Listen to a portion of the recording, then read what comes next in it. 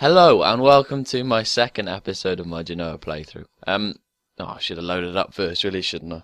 But as you can see, Provence is occupied by France, and we really want to cut France down to size as soon as we possibly can, because otherwise France and Spain tend to be two sort of dominant Western European powers on this game towards the end. Hungary and obviously if the Holy Roman Empire gets formed, that can just completely obliterate everyone else. But I mean, England, well, obviously when I play as them, they do exceedingly well. But normally the AI sort of they keep themselves to themselves mostly. They stay round about that same sort of size, either sort of, getting maybe Lothian off Scotland and then losing Cumbria, and it's just a sort of pinch punch sort of thing. Anyway, we'll get started. As you can see, we are absolutely losing this war. Naples dragged us into this one. That was fun, wasn't it? Well, what's it over? French reconquest of Maine. Maine is up here somewhere there, which Provence has, so it won't affect us too much. The Sicilian conquest of Calabria, on the other hand. Where is Calabria? Oh, Calabria, here we are. So that's another one which Naples has dragged us into, which is very nice of them. We seem to also be losing that one. But, actually, have I unchecked? I better uncheck that box. For heaven's sake. The nation of Naples, your faithful ally, is requesting that you come to their aid in the Urbanese conquest of Abruzzi against Urbino. Now, Urbino is quite tiny, if I'm honest. I think it's this one here. So, one province. It's one province. It shouldn't be too much. They do have 6 galleys. Well, I assume they're galleys. 3 galleys, 2 transport ships, 1 light ship. Blah de blah de blah. So it shouldn't. It shouldn't cause us too much of a problem. France. So that's that all good out of the way. I told you it wouldn't affect us too much. How's my economy doing? Oh, this is something that I wanted to do. I think I had someone in the Venetian trade node. No, I didn't. Someone commented, I think, that Venice is a dead end. Well, I'll show you here. Venice is a dead end trade node with only trade going into it and none coming out. I think I stationed a merchant there before, but I managed to pull him out. Someone left a comment about that. I can't remember who, but well, thanks for that anyway. But I think I realised. I'm not sure. It might have just been luck that I pulled him out. We do have a spare merchant, so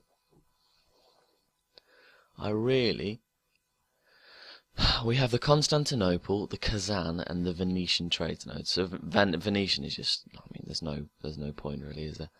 The Kazan trade node, again, not a great deal. It won't help us a great deal. Constantinople. Oh, this isn't brilliant. And that goes into Venice again. So, actually, wait, follow that. So if we send... What about the Ragusa trade? Why can't I... Must be in range. Oh, I see, because the Constantinople trade node is in... Ah, now it makes sense, you see. Herald from Genoa. So I've improved relations to Max with Savoy. What's my goal? My goal is to placate Milan. We'll go. So how... Wait, what is this? Oh, sure, that's culture. Milan do not like us at all, so we'll improve relations with them. What do we get from that? 5 prestige, 25 diplomatic power, which is always nice, isn't it, really? That's just a little tooltip telling us about the Holy Roman Empire. Venice seems to be screwed. Austria, that's that white blob there. Quite a deal more powerful than Venice.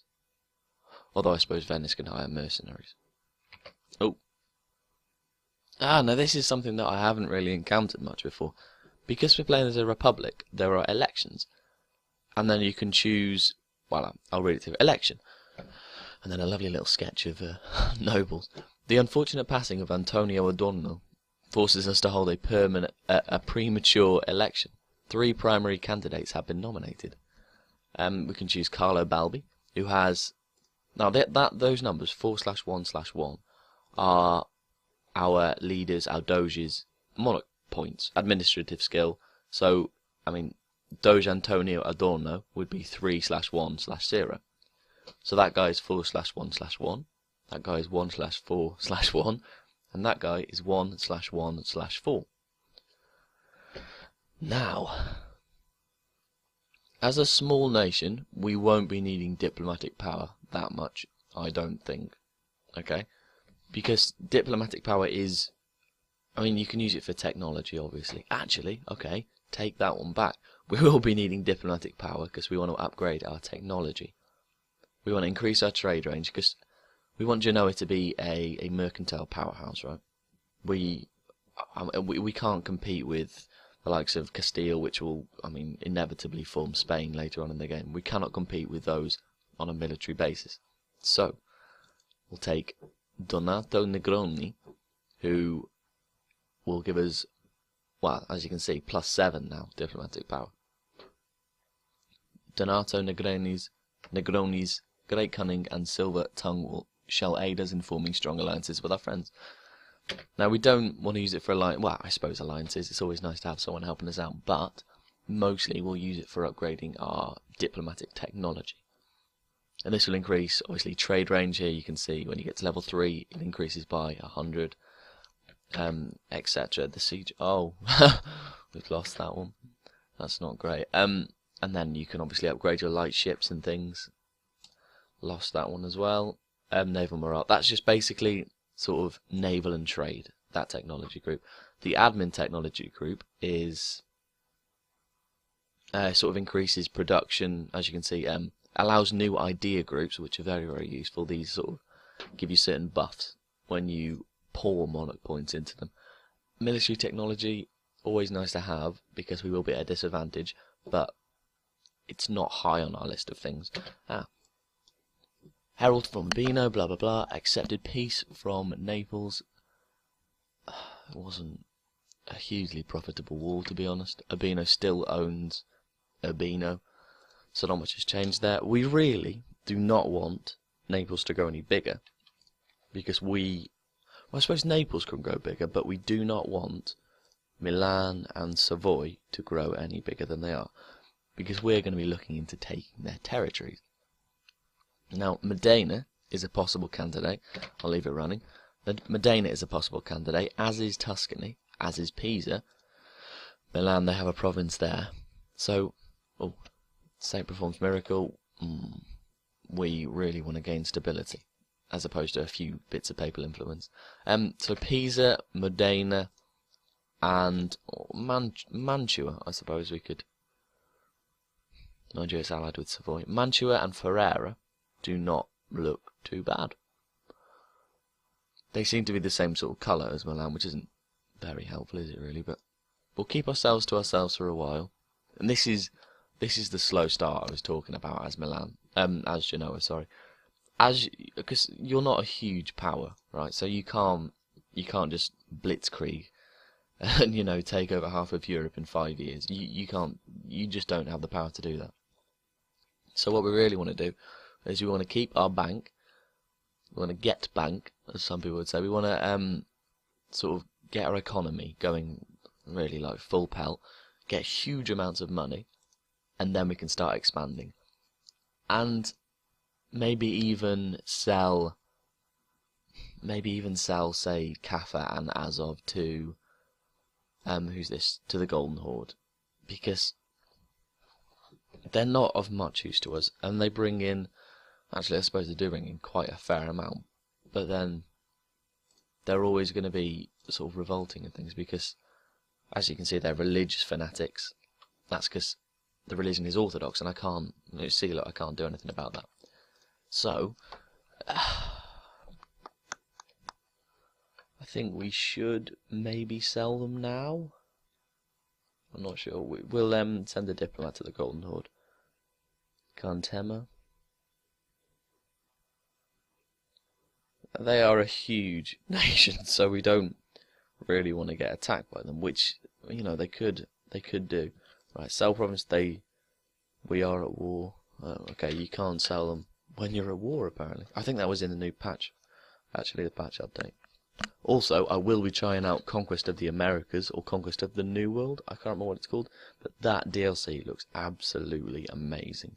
And if you haven't already checked it out, just check it out. It introduces like a randomized sort of New World, a randomized Americas, which looks amazing. It adds loads of new sort of flavor events for the Native American countries, because there's a playthrough on YouTube which some sort of quite big guy did, and it was as the Cherokee, and it turned out to be sort of quite boring and monotonous. I mean, he obviously made it quite interesting, but it turned out to be quite boring and monotonous just because there was no flavor events.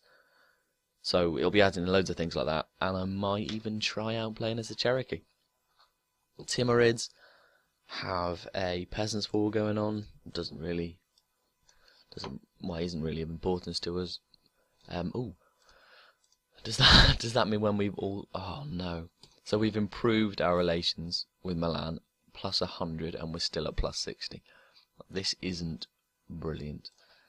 So what we want to do, I would say, is proclaim a guarantee. I think, because that gives us plus 70, and then we're gonna have to find plus 30 from some. I'm not sure we can do it actually. I suppose we could offer them military access, but they don't seem to want that. I'm not sure what we're gonna do about Milan. I might actually just cancel. I might actually just cancel this mission. Okay, so it means we won't be able to accept another one until 1410. But actually, I've just seen that no music playing at the moment. I'll put music on. I turned it off for someone's quite loud. I turned it off for some reason. I can't remember what it was. I'll leave it at that. I think that might have been playing late at night or something. I didn't want my parents to hear. I don't know. We're still occupied by Aragon, which I think means we can't really do anything in our province. I think that's right, isn't it? Still hugely losing. Oh no. There's not much we can do to influence this either, which isn't really very fair. I suppose we could just I'll offer to concede defeat. No, that's not going to come anywhere close. I can annul some treaties. I can release Corsica as a nation. All of these things they will not accept.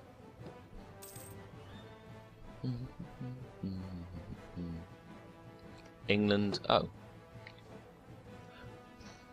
What? Wait. Oh, those. Okay, so we're now at peace. That's good. I think I got confused then, because there's a mod called MEIOU and taxes, and if you want to check that out, it adds a load of new things to the game. Like sort of there was a province called the Pale there, and sort of adds loads of new provinces, loads of new buildings, sort of balances it up a bit, but also makes your computer run horrendously slowly. If you have a beast of a computer, I recommend checking that out. Yeah, honestly, it is great. This is intriguing. Our maximum is 13,190. That's crazy. Surely that's crazy. The yearly from 4 provinces. That's astounding. Okay, visit from shady people. We can refuse. We need the prestige. Why are we so low? I think did we refuse a war somewhere? I don't quite know. When I'm playing as England, I get sort of 20,000 manpower to start with. Very strange. Maybe it's all the merchants gathering arms. Right, let's see if we can sell anything to. Now we might be able to sell something. So what would they want? Azov, would they? Would they want Azov? Golden Order's overextended. I don't think they're going. Yeah, okay. Let's go back. They're not going to accept that because they're overextended, which is over here in this tab. Overextension. If you own provinces which are not cores of your sort of empire, your nation, then you will get a penalty. And as it says there, if you have over 100% overextension, we will be getting some nasty rebels regularly.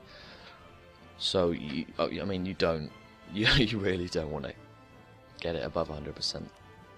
It's not actually too hard to get it over 100%, which is quite frightening when you're playing a little nation. You need sort of maybe to take 7 or 8 provinces off someone at once, and then leave them uncored, obviously. I'm sure it won't be happening with Genoa's feeble military strength. Now what I am going to do is build a few light ships. I'm going to build 3, I think, and these are obviously good for protecting our trade. And as Genoa has little to no military strength, all we can rely on is trade. This is what I was talking about. Diplomatic technology, the bark. You get a plus 100 trade range. Right, and that should mean that when I go into the trade, see, look at all these new places. Now, sort by value. Actually, we'll go into the trade. Okay, this is what I mean. So if I send someone to Tunis, then I could steer trade towards the Genoan trade node, where I am collecting, and I'm collecting, I mean, quite a fair amount of money. If I send it to the Ragusan trade node, I can again steer trade towards Genoa. If I send it to the Alexandria trade node, again I can steer towards Genoa. Now it seems that those 3 are the only ones going into our owned trade node. Although I suppose the Crimea counts, but we can't actually see what's coming into them. So we'll focus on this one for now. What we want to do, okay, the trade value in Tunis is 2.5. The trade value in Ragusa is 2.7. The trade value in Alexandria is 4.6. Now we can send someone to Alexandria, and that's what we're going to do. We are going to transfer trade power. There. And we are, okay, it's I think it's done it for me actually, isn't it? Yeah, it's done it for me. So I'm now sending 0.08 gold towards Genoa. But I mean, it may seem like a small amount, but as a small nation, obviously, it does count for quite a bit. We can also invest in administrative technology. Now the big sort of trade-off you get by advancing administrative technology is that you then cannot boost stability. Now stability, you always want positive stability. Negative stability, shit happens. Okay? It's not fun for anyone. I mean, when stability is at a minus, these monthly chances of uprisings will shoot through the roof. I will take administrative technology, because as a small nation we will have to use some intrigue, and by that I mean supporting rebels. This button here. So I'm guessing Savoy, no, France should have some rebels. Okay, it seems no one. Oh, okay. So say I was wanting to go sort of to weaken Burgundy, I could support some rebels. And now these Baroisi nationals, they want freedom for their people. So, if they rise up, if I help them to rise up, they will be quite a nuisance towards Burgundy. And also if I help them rise up and they then win, and then form a sort of a new country of their own, or I think they're giving, if there's a place called Barrios, no, I don't think there is, so I think they'll be forming a new country of their own. That country will be my ally. See, you can also support them during their uprising. If the rebels gain power, they will become your ally. Now this is a really cool mechanic, because if you don't want to directly go to war with someone, you can weaken them very, very easily by supporting rebels in their country. And I picked apart France once using this, because obviously there's loads of different factions like Auvergne and sort of Brittany, and when France takes over a Breton province, obviously there's rebels in that province and they want to defect back to Brittany. And if you support rebels, as soon as it happens, France will not have time to make that province a core, and to reduce, they won't have time to reduce the rebellion risk. So you can get a rebellion in before they actually they can stop it. They have no chance. And this is, I mean, you can just completely stop France from expanding this way. I mean, it does take a bit of luck, but everything takes a bit of luck on this game, really. That's it. So that's a useful tip. Election. The term is up for Donato Negroni. So we can keep this guy, and I'll lose some Republican tradition. But if we keep this guy, he's going to gain one of each monarch point, right? So he will then become admin 2, diplomatic 5, and military 2. We'll also lose 10 Republican tradition, but that goes up by like 1 a year. Yeah, there we go. So it goes up by 1 a year. We may as well keep him, I suppose. 33% chance, so I gain one of them. I gain diplomatic power, as it happens, which is probably the most useful one that we could have gained, which is always nice. Now these papacy, these papal points, I'm saving them, because as a small nation, I've said that too many times, but as a small nation, I'm not going to be getting very many. So I need to take over the Curia in one fell swoop. Now what's this? The Guelph and Ghibelline feud. The division between the Pope and the Emperor had started in the late 11th century, and technically ended in 1122. But the division between Guelphs and Ghibellines persisted in Italy for centuries afterwards, being a constant factor in dividing the city-states internally and keeping Italy weak. The Guelphs were the supporters of the Pope, while the Ghibellines supported the Emperor. In the 15th century, the Guelphs had switched allegiance to the French instead, as they started to take an interest in Italy. Now we have three things that we can choose to do. We can side with the Guelph, where France likes us, Bohemia doesn't, or we can side with the Ghibelline, where Bohemia likes us and France does not. Or we can let them argue and no one likes us or dislikes us, but we do lose 2 Republican tradition. Now France like me, Bohemia like me, France likes me less, Bohemia likes me more. Therefore, I need France as an ally. And there is no way that I'm going to do well unless I have France as an ally. So, I'll side with the Guelphs. And then, as you can see, supporting Guelphs, I mean, that's going to last 10 years. So it's not a huge length of time. I didn't realise it had a time limit, but that's going to last 10 years. Now, if I am quick, I can improve relations with France enough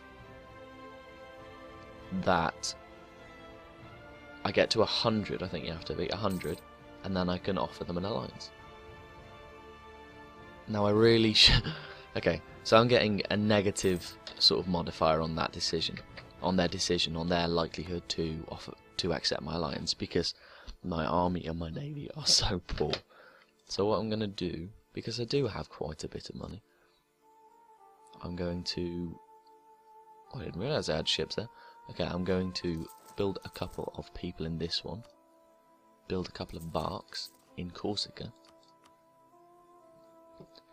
and then hopefully that modifier will be reduced. Not completely annulled, but reduced. Now these are galleys and transport ships, so we can't use them to increase the trade in any nodes or anything, as these two are doing. I'm not quite sure. What are you doing? Can you go to the Alexandria trade node? Fall of Constantinople. Trading in wine. Okay, nice. Now this is Constantinople here. With the fall of Constantinople to the Turks, our trade from the Black Sea is threatened. The economic influence of Italian merchants diminished after the Ottoman gained control of the inlet to the sea, and the final territories were lost in 1455. And what we can do is we can demand free access from the Ottomans, which they may declare war on us, which isn't great. Or we could decide that there is nothing that we can do. Okay, we can't change anything. What's done is done. We then lose 10 prestige, which is not going to be helpful, and these two provinces get a lack of support from Genoa. Now, this is a rather tense moment, because if I declare war, they could obliterate me. I could completely obliterate me. But I do not want the 10 prestige hit which I would get from lack of support. What I am going to do is demand free access from the Ottomans.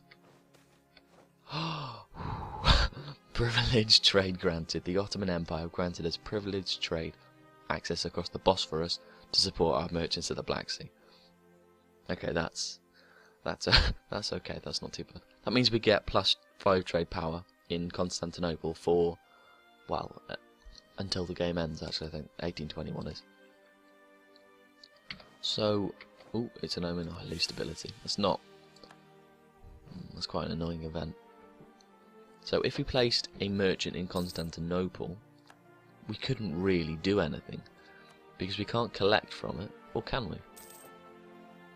No, we can't collect from it, and we can't steer trade towards somewhere we want to steer trade for. So that boost in trade power is mostly useless, I'd say. We need to increase our trade power in the Genoan node, really. So these two ships, they can patrol Genoa. Now, and see, that raised it to 28.6, which is, again, very useful. More monies for us. Am I right? Now this one, wait, whoa.